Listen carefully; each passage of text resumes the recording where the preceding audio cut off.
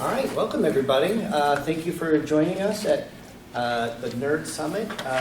I'm Matt Goodwin. I'm Associate Manager of a team of engineers over at Red Hat. And today I'm going to talk to you a little bit about my journey from a developer to a manager. Or maybe I will. There we go. So today we're going to talk about just a brief introduction. It's not really that brief. I like to talk about myself. So who am I and my motivations, and who is this talk for? How did I get here? And then the real meat of the conversation is going to be lessons learned. And I'm hoping to have time for Q&A, but if we run out of time, just find me. I'll be around all day today. I'm happy to talk about my experience.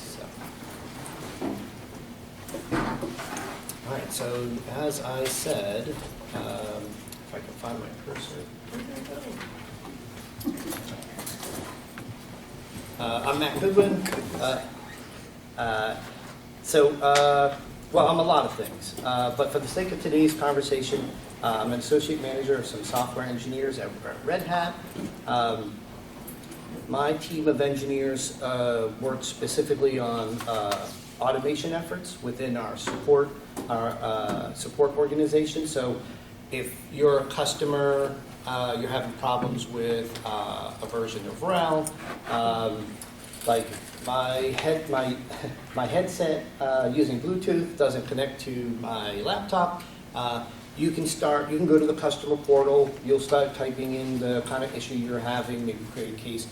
Prior to creating your case, my team of engineers, their automation will surface perhaps a solution or an article that will help you, maybe deflecting a case altogether.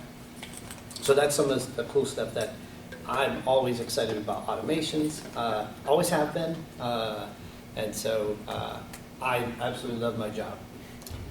So who is this talk for? Really I would say two groups of people primarily. Either you're an engineer or a developer and you're thinking about becoming a manager, or maybe you're a new manager. I think you'll probably be the people that would get the most out of it. If you're here and you've got 30 years of management experience, you're probably going to poke a lot of holes in my talk today. So, but if you do, see me afterwards because I'd like to learn from you, for sure. And why am I sharing this talk? My motivation, usually I'm pretty selfish, but my motivation for today's talk is to hopefully prevent someone here from ever experiencing a nervous breakdown, kind of like I had after I had to let somebody go. That's really hard to do. Unfortunately, I'm human, so that was a really hard thing for me to experience. Ended up crying in a stairwell. It's really hard, but being human is hard. So. Oh, and I'm just a baby manager. I'm not an expert in management. I don't have an MBA. I don't know if anybody here does have an MBA, but so I'll go through some of these things today. But yeah, please understand this is my experience. These are things that helped me. I'm still learning and growing, as a lot of you are as well.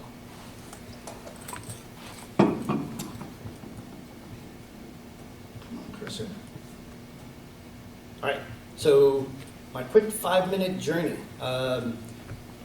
So I started my career in like the late 90s, working on a mortgage loan origination product, primarily on Unix-based systems, and I would write scripts, bash scripts to be able to automate several tasks. I was using Emacs and VI and tools like that to be able to write these scripts.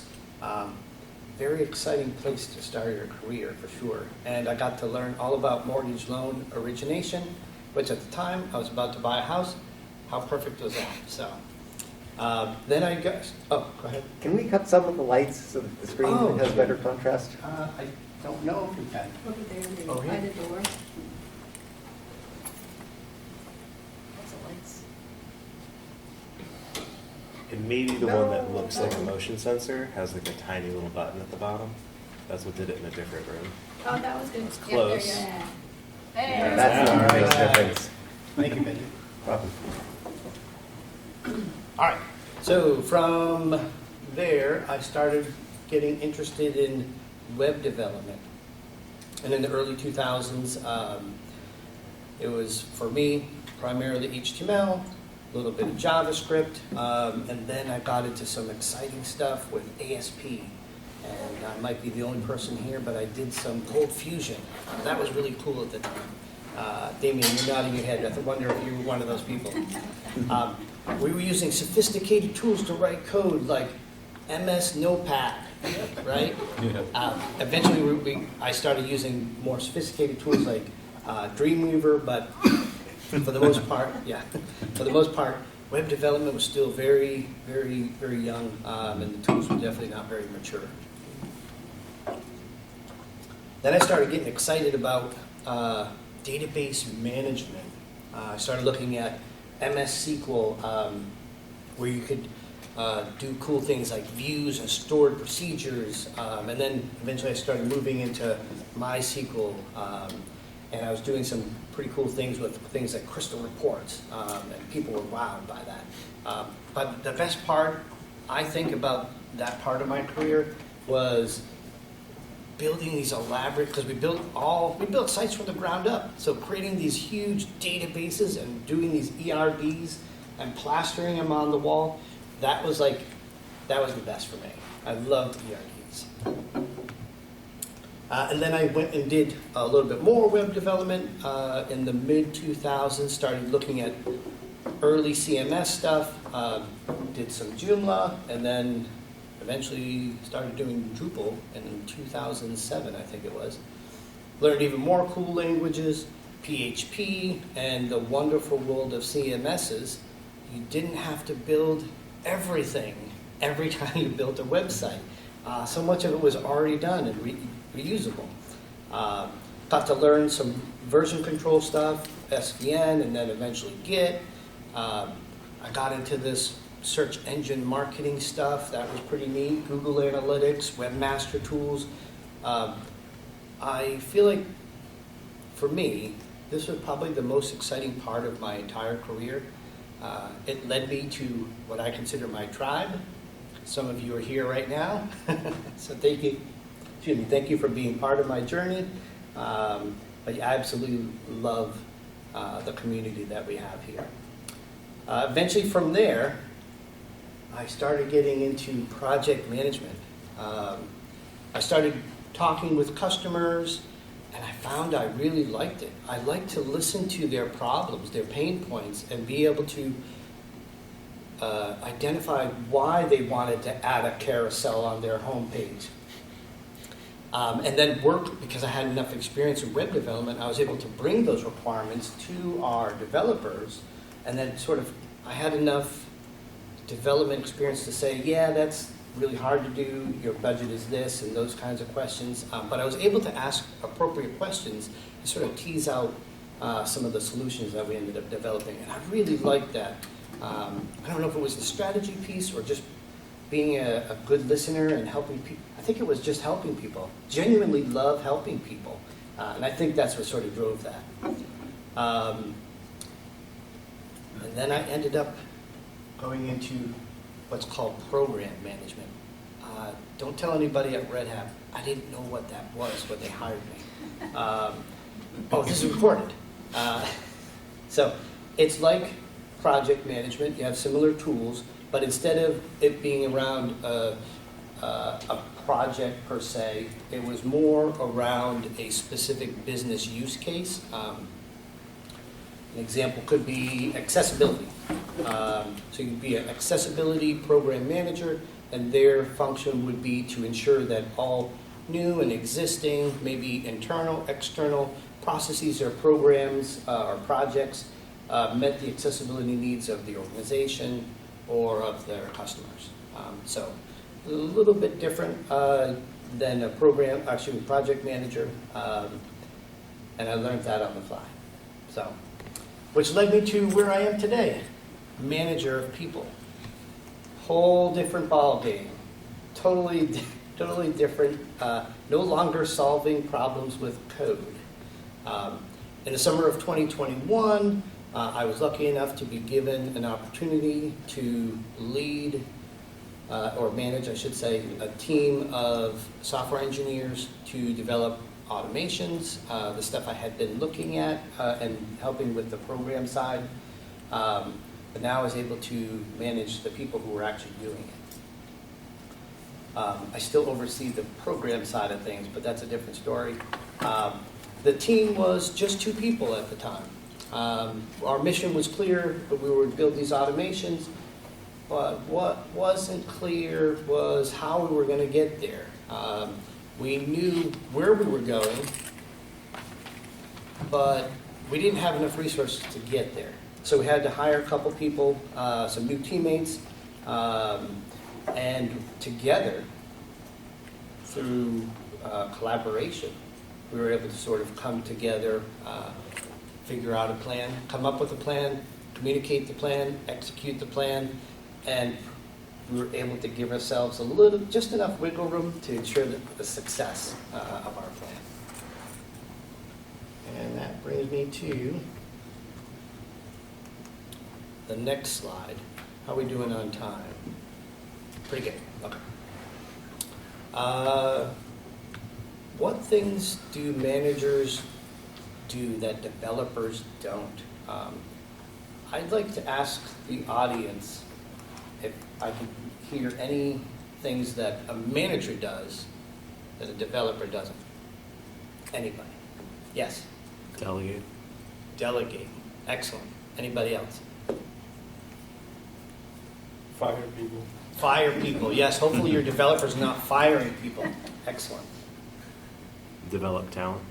Develop talent. That might be 100% correct, but I have a lead dev who helps us with that. But yes, a manager's in charge of ensuring that there's an environment in which to do that. What else? What else do managers do? Mike? Solve people problems, Yeah. not code problems. Yes. Yeah. That's their primary responsibility, to solve people problems, not code problems. Does anybody here work at a place that has managerial training where you would learn some of these things? Mike? Two people, 3 people? Okay, and how many people do we have here? Quite a few. So where do you learn these things? I don't know. Experience. You just get thrown in the fire. I know I don't have an MBA, but while you're over here learning on the job, what's the worst that could happen, right? I mean, if you're thinking about it from a business perspective, not training your managers to be managers, what could go wrong with that, right? It's like doing a live demo. You could coach someone wrong. You could miss a company deadline. You could make a decision that gets your team laid off. These are pretty big consequences. So where are those trainings? How do you deliver a PIP? Hopefully you have an HR team and they'll help you with those kinds of things. To become a developer or an engineer, you had to go take some courses perhaps. You might be self-taught, but you might even have a degree. You might even have a degree in software engineering. But what has prepared you to go from that developer to a manager? For me, I was lucky enough, I work at Red Hat. They have a training program for managers. So I was hoping today that I could bring some of the things that I learned to all of you. For me, as I don't want to scare anybody, for me, management of people is a great source of energy for me. I know we all find energy in different ways. This is, for me, and I think it's the way I frame it in my mind, I genuinely love helping people. And if I think of that every time I'm having a conversation with somebody, that gives me energy. So now I'm still solving problems, but I'm not solving them with code anymore. All right. The first thing I have on here, is that the first one? No, wait a minute. Oh, yes. What is the definition of a manager? That's a good question. So I looked it up. Someone who is responsible for administering part of an organization. I think there's some things missing there. So hopefully in the next couple of slides, I'll go through, I'll talk a little bit about some of those things that I think are important. And before I worked at Red Hat, I don't think I ever worked at a place in 25 years that I've been in this industry. I've never worked at a place that had a managerial training program, so I think that that's something that's definitely needed. All right, so back to this slide. Can anyone tell me what this means to them? What is a growth mindset? Anyone? Yes. The habit of mind, where if you're in a challenge, you anticipate you're likely going to be able to overcome that challenge and gain and some understanding and become stronger through it. Yeah, and learn and grow. And I think be open-minded to new ideas. I think since we're all here on a Saturday morning, I think it's pretty safe to say that we're already in this growth mindset. So I can go on to the next one. Yeah, this one's a good one. Relationship cultivation. I don't know if that's the best word, that's what I came up with. But for me, relationships are kind of like gardens, need certain things like light and water in order to mature. But I feel like relationships need continued effort as well to sustain them. If you're good at managing relationships, I think things get so much easier. But I do have a side note here, and it kind of goes into something we'll talk a little bit later. But whether you like it or not, when you become a manager of your team, people are going to look at you differently. People are going to think about you differently. They're going to act differently around you. It's inevitable. If you have friends on that team, that makes things even more challenging and harder to overcome. Imagine your boss comes to you and says, the board says our numbers are down. We've got to cut some staff. And you just went out last night with beers and had beers with the team, celebrated victory.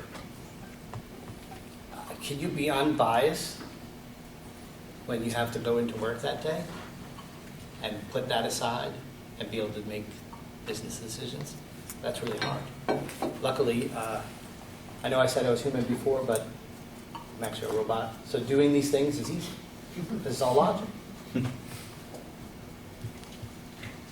Being able to manage relationships is really hard, for sure.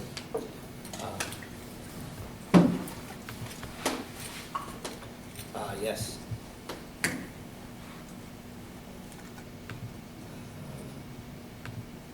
I feel like I skipped one here. Yeah, you went one over. There we go. Good listener. Being a good listener can only obviously help you. There's a quote I absolutely love. This is one that I have a hard time with. I personally struggle with this. But the quote, and I have to keep remembering this quote, and I mentioned it yesterday in our leadership panel from Stephen Covey. He said, most people don't listen with the intent to understand. They listen with the intent to reply. And I find myself doing that often. And I'm probably the worst at this when it's a real casual conversation.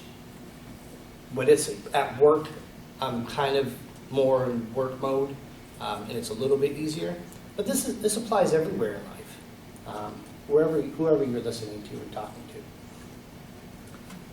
It's really hard to, and I was going to do like, I know we don't have all the time in the world, but I was going to have us do like a little exercise and close our eyes and think about, just listen. Listen to all the things that are going on around us and ask everybody what they heard. And I'm sure everybody's going to say some things that are the same, but we'll have some things that are different as well. But that's with the intent to understand what's going on around us. We're always doing this. We don't always recognize it. So I thought that was a very powerful quote. Now I try to think of that whenever I feel like I'm just trying to respond or reply to a person instead of actually seeking to understand.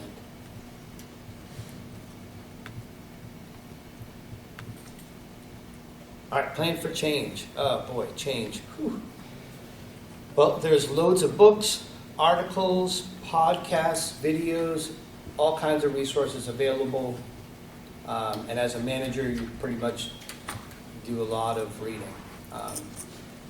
and listening. Some books, some articles, podcasts and such, some things will resonate with you and some things won't. You might hear something, you get excited about it and want to implement it as soon as you get to your desk. Doing so is not simple as deciding whether I do a do-while loop here or a for-each loop. It's actually quite more complicated than that. By forcing a change on your team because of a new idea, that can have a lot of repercussions. And so, but it might seem like, oh, well, the way that our project is structured, it makes far more sense for us to do Kanban and not Scrum, or whatever the change is, because you just read that article and it sounded really exciting. Great speaker. But you really need to plan for change. You need to come up with a transition plan. You need to solicit feedback from the team. Hey, I heard this podcast. I'd like you to all listen to it and the idea, and maybe even provide a summary for what you heard, and get their feedback. Maybe it's a terrible idea. Maybe you get a lot of pushback because change is hard. It's going to set back our milestones and deadlines. But soliciting that feedback will give you the ability to hear other people's perspectives and maybe, perhaps, plan for that change, maybe over a course of a week or a month or a year. But try not to get too excited and just jump right into a new idea or solution, and really talk through those changes and really plan for that. I tend to get excited pretty easily, so. Mentor. This might be the one that I think of the most. Yeah, I think perhaps it is. If you're new to management, finding somebody who has maybe 5 to 7 years of experience as a manager might be a really good fit for you. The reason why I say that is because they'll probably have, in the past 5 to 7 years, encountered the problems that you're now facing. I think if you can, reach out to colleagues who are new managers as well, and to maybe find a mentor. If you can, find one that's outside of your business. The reason why I say that is because you want this person, this mentor's bias, the only bias you want them to have is your managerial success, which I think if they're at the same company, you could be competing for resources. There could be a whole lot of other politics involved. Try to find somebody outside if you can. Maybe within the same sector, but maybe not. Maybe there's some, because you're dealing with people problems, it pretty much goes across the board. You're going to have some of the same people problems in your line of work that maybe somebody does in a completely different line of work altogether. Try not to find somebody who has 30 years of experience. Those people are probably dealing with problems that aren't relatable to you. They might be leading entire organizations. They might be managing, directing teams of managers. And managing managers is totally different. So if you can, the problems you're facing now, even though they seem similar to the problems that they may have had 20, 30 years ago, times change. And probably not the best solution for today that it would have been 20 years ago. So try to find someone in that maybe 5 to 7 years ahead of you range.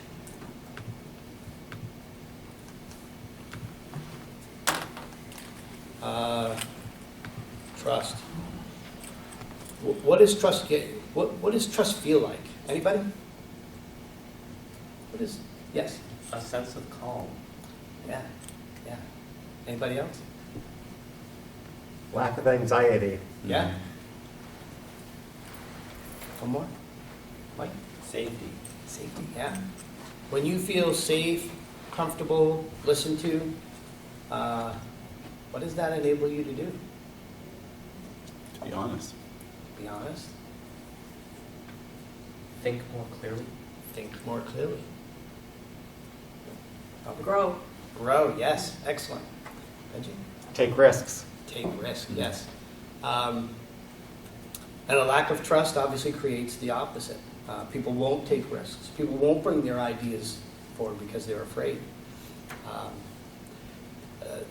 How do you build trust?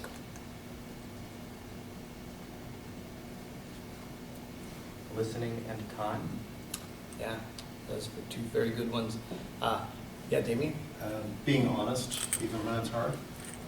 I mean, Yes, especially when that's it's hard. key. Yeah, absolutely. Did you have one, Benji? Pretty much what Damien said, but Okay. lead by example Yeah. and admit your mistakes. Absolutely. It makes me think of this quote I put here from Ron McMillan. We build and maintain our relationships one interaction and one conversation at a time. Building and sustaining trust takes time and effort.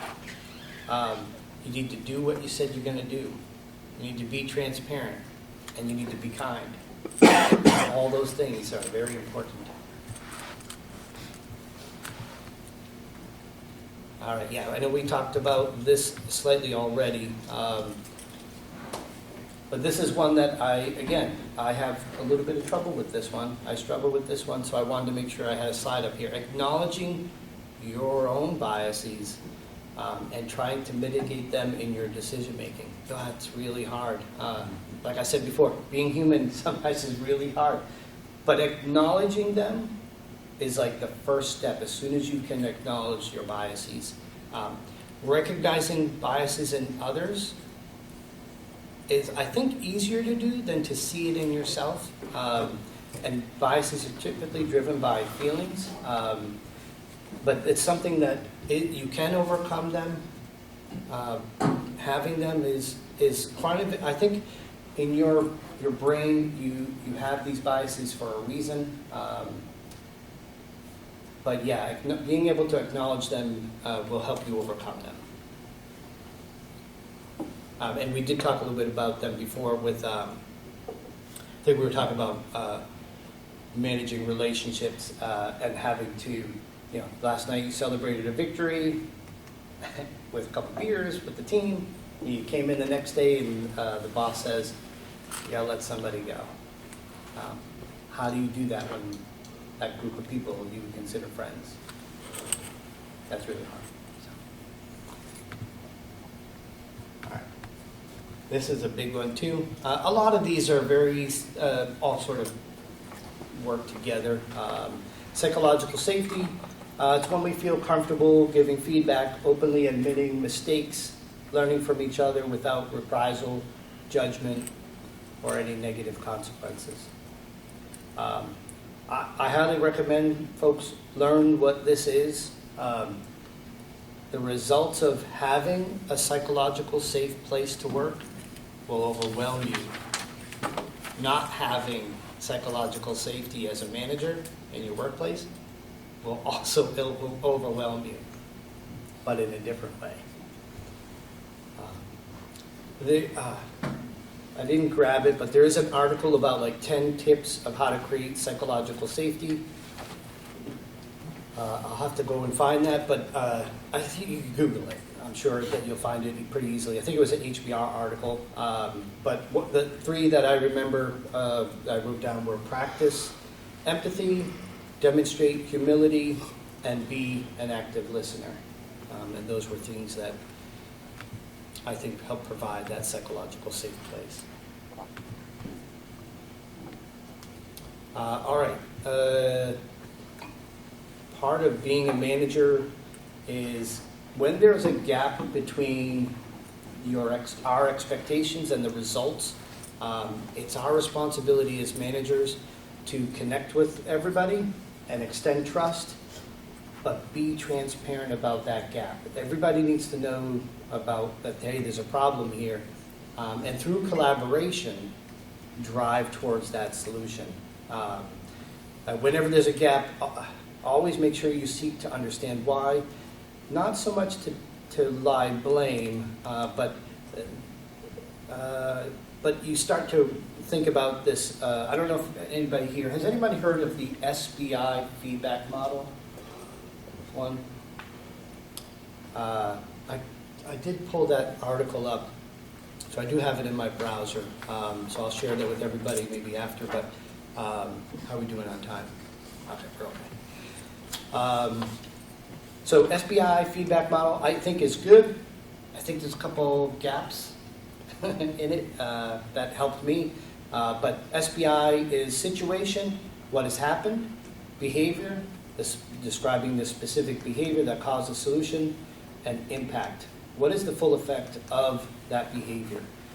There were a couple, I'll do an example here as well, but there was a couple gaps here. I think that in addition to that, you need to have an action, maybe a follow-up with that person afterwards that you collaborated on the solution with.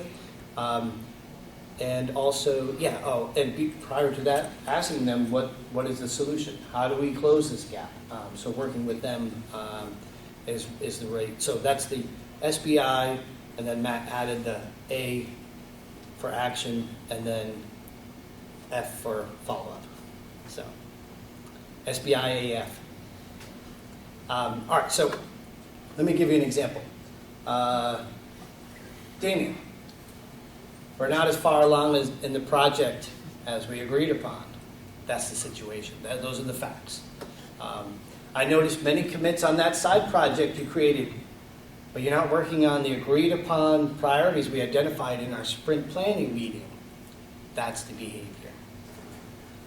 The impact is being felt by other teams that support us, like a QA, for example. So that's the impact, making sure we're clear about all three of those. This is the situation, this is the facts. This is the behavior that we've witnessed, and then identifying and making it crystal clear what the impact of this behavior is. But then inviting that person to collaborate on what the action is. How do we close this gap? How do we make that release on time, Damien? People will change their behavior when they're motivated and they're capable of doing so. Maybe by simply asking you, Damien, what's the solution here? I feel like by asking you what the solution is and not me providing one, and sorry to pick on you, Damien, but we're friends. Fine. It's all good. Yeah. I'm good. I usually automatically get your buy-in because you're the one that's provided the solution. So that's one way to sort of get buy-in, because by me telling you what the solution is, all right, I need you to come in on Saturday, I need you to fill out those TPS reports. like that, it's not a collaborative environment. You're going to be less likely to have buy-in on the solution because I've provided it. It's my idea. So by asking you how do we close the gap, that gets that buy-in. As a manager, you need to do this all day, every day. You need to be always looking for these gaps. And that's why I call it gap analysis. I don't know if that's the best way to describe it, but I know that's more of a business term. The next one is my favorite one, and I know we're getting close on time. This ends at 45, right? Mm-hmm. Yes. All right.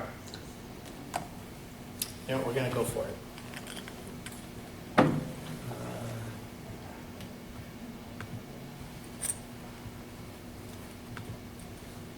going to get out of here because I think this is one of the things that was so important to me. And there are other models other than the Biceps Framework, but I just happen to love the Biceps Framework. There's Hey, Matt, Can you make it bigger? Oh, shoot. Control Control scroll. plus. I have a giant monitor. Command? Use a word. Control? There you go. Thank you. That's much better. All right. So the cool thing about Biceps, it's not just a cool acronym, but there are 6 core needs of the Biceps Framework, and they have a couple of examples here: belonging, which we all feel right now, right? Sense of community, connection to others. We're all here together today. The next one is improvement, doing things that help you or others towards a goal. We got choice, the feeling of being in control, having some autonomy over decisions.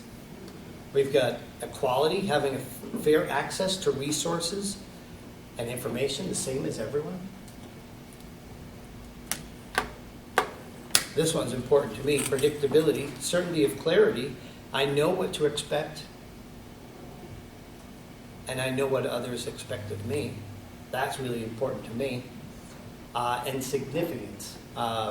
Feeling what you do matters to you and matters to others. We're going to go through a quick, I think we have enough time to do a quick biceps check-in. We'll have to modify it. But yeah, let's go for it. So I'll flip back to the biceps model here in a minute. But yeah, I think we have enough time. So if you and you can just Google Biceps Framework, you'll find it. You'll find exactly this one here. There's articles around this, but these are the people that sort of pioneered the idea. So, what are 1 or 2 of the bicep core needs that feel really nourished right now at work? And think of a specific example. I'm not gonna. So I was gonna ask everybody to write one down. You don't have to share it. I want this to be a safe place, so you can be honest with yourself. But maybe we could just take a minute or 2 and think about something that nourishes those. And here, I'll pull them back up again. We got significance, predictability, equality, fairness, choice, improvement, and belonging. Which ones in your mind are the most nourished right now? This is the kind of exercise I like to do with the team, and then have periodic check-ins, because people's feelings change over time, depending on what they're working on, depending on what's going on in their life. So I think it's a good thing to check in on. I think some of the things they talk about, maybe doing this as a team exercise, my preference is to do it one-on-one. I think you're going to get more honest feedback, and it's a safer place for people to feel like they can say what's on their mind.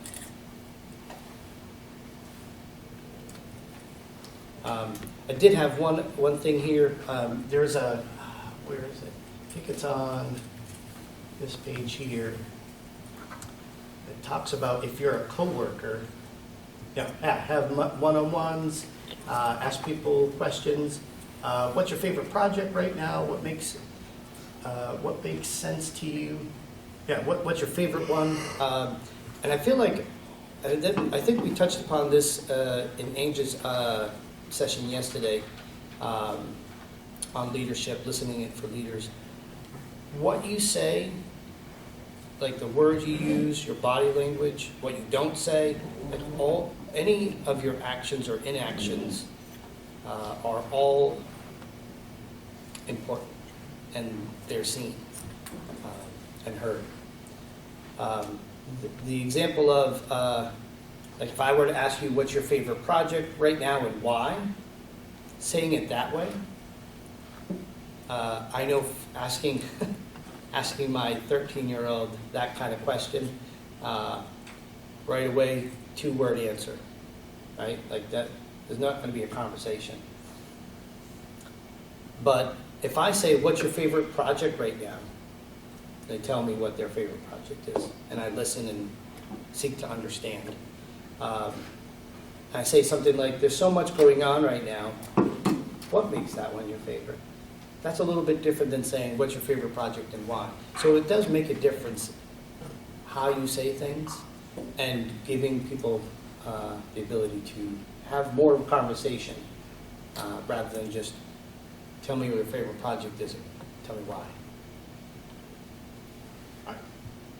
Back on the train.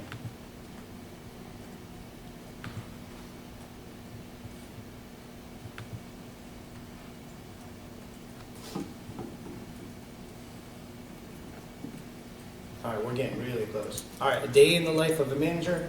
Well, that was a good one too. This was something I had put together. I thought would be great to share. A lot of times, you're thinking, yeah, the things you do daily, things you do weekly, things that you do monthly. A few of these things cross multiple areas of your business, such as the people, projects, the processes, and me. These are just some things I think of on a daily basis, monthly, weekly basis, and just making sure that I'm checking those check boxes off. Needs to be much bigger. Oh, sorry. That was Control Shift. Control plus. I think just control plus. And plus. And you might need Or the command shift plus, key to yeah. get the plus. Oh, I wonder if I could just zoom, right? Yeah, you can do that too. Boom. That's essentially That what a control little bit plus better? is. A little bit bigger. Go bigger.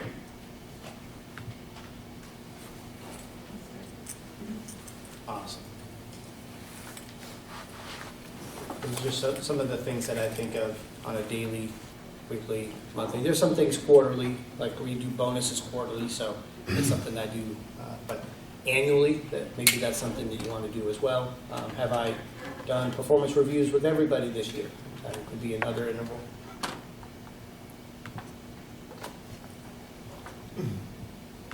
Do you work remotely or in person?